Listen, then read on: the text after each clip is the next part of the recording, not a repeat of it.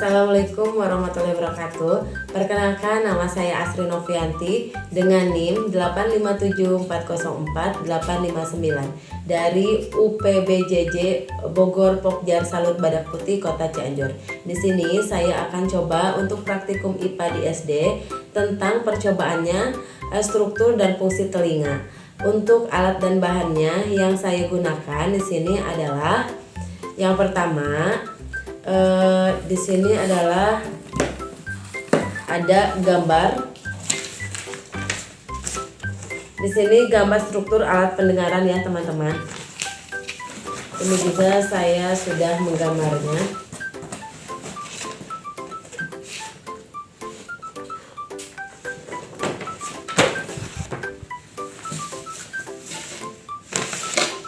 Lalu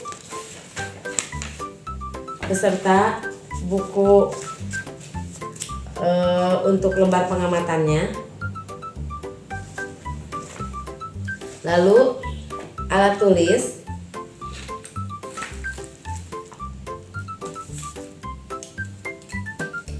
Ya, ditunggu untuk praktikumnya.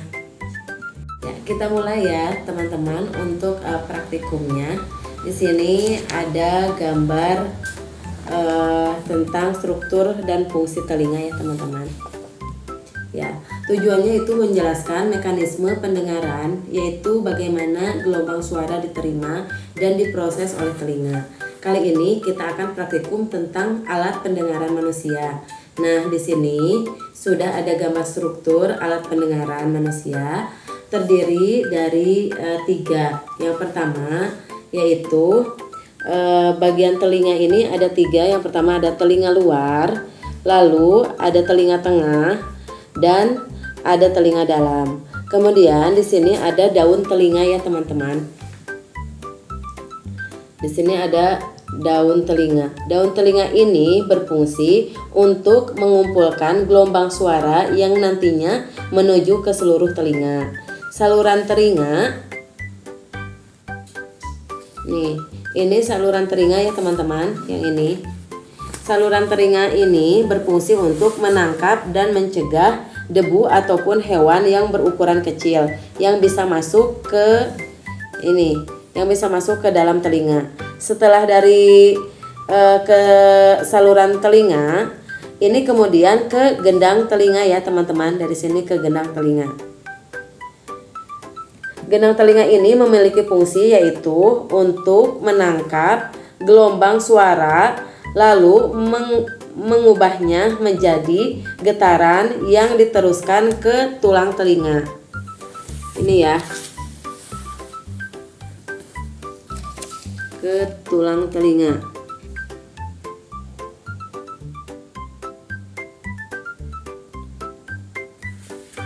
Ke tulang telinga. Nah, tulang telinga ini terdiri dari 3. Yang pertama ada tulang sanggurdi, lalu tulang landasan, yang ini ya, tulang landasan. Lalu tulang martil, yang ini tulang martil. Nah, fungsi dari tulang telinga yaitu landasan untuk meneruskan getaran yang masuk dari gendang telinga ke ruang siput. Kemudian di sini terdapat saluran eutasius dan saluran telinga.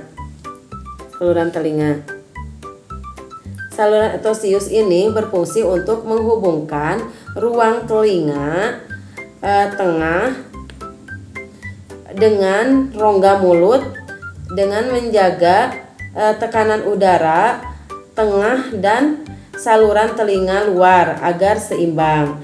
Dan kemudian yang terakhir ada rumah siput atau rumah kolea, adalah saluran spiral yang bentuknya menyerupai rumah siput. Nah, ini ya, yang menyerupai rumah siput. Terdapat ribuan sel rambut sehingga sel organ korfri peka terhadap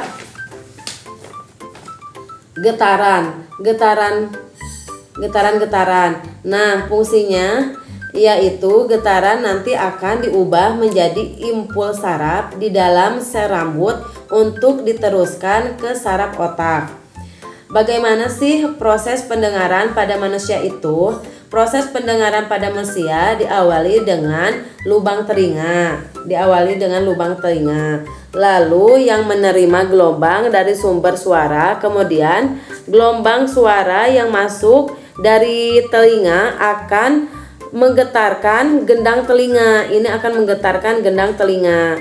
Kemudian getaran dalam gendang telinga ini disebarkan untuk melintasi telinga melalui 3 tulang dari daun telinga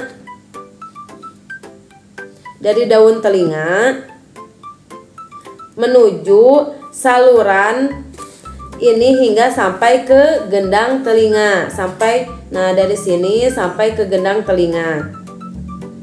Kemudian disebarkan melintasi tulang-tulang telinga seperti tulang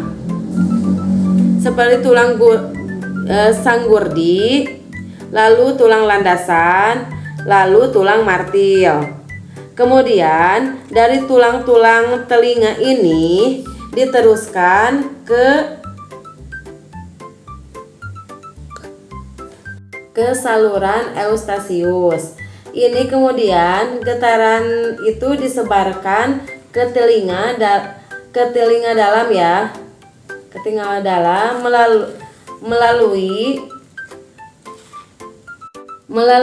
membran jendela oval ya. Jendela oval tuh yang ini, sama aja sama yang ini ya. Jendela oval ke koklea atau rumah siput ya. Getaran dari jendela oval dalam rangkaian koklea ini, rambut yang ada di rumah siput akan bergerak ketika ada getaran dalam rumah siput, sehingga mengstimulasi yang diteruskan oleh saraf ke otak. Ya, demikian praktikum yang bisa saya sampaikan. Dan untuk kesimpulannya adalah melalui praktikum tentang tema telinga, kita dapat memahami bahwa telinga terdiri dari 3 bagian utama, yaitu telinga luar, telinga tengah, dan telinga dalam, yang masing-masing memiliki fungsi dalam proses pendengaran. Gelombang suara ditangkap oleh telinga luar, diteruskan dan diperkuat di telinga tengah, lalu diubah menjadi impuls saraf di telinga dalam untuk dikirim ke otak. Demikian praktikum yang bisa saya sampaikan. Mohon maaf bila ada kekurangan. Billahi taufiq wal hidayah. Wassalamualaikum warahmatullahi wabarakatuh.